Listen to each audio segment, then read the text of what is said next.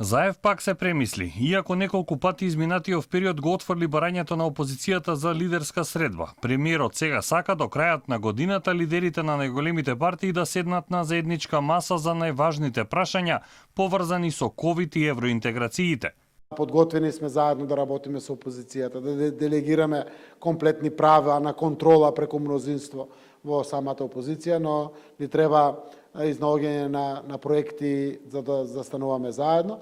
Мицкоски пак прифаќа лидерска, но ако не ја свика председателот на државата и под услов да се дискутира и за темите за кои ВМРО-ДПМН смета дека се важни. Прво да се случи таа лидерска средба, откако ќе се случи, предпоставам ќе има дневен ред таа лидерска средба и да врз основа на тој дневен ред ќе излеземе со наша позиција да го дополниме тој дневен ред ако видиме дека тоа што е опфатено за таа лидерска средба ги содржи практично и барањата или не. Доколку не ги содржи, ќе предложиме дополнување на тој дневен ред. Доколку и да тоа дополнување се игнорира, нема да бидеме дел. Не планираме кловнови да бидеме и да изиграваме циркуска атракција. Од кабинетот на Пендаровски за Алфа велат дека шефот на државата нема намера да свикува лидерска.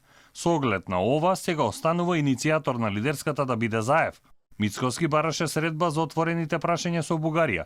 Заев го одби барањето на опозицијскиот лидер со образложение дека не гледа потреба да разговара со човек кој нема став за ниту едно важно национално или стратешко прашање.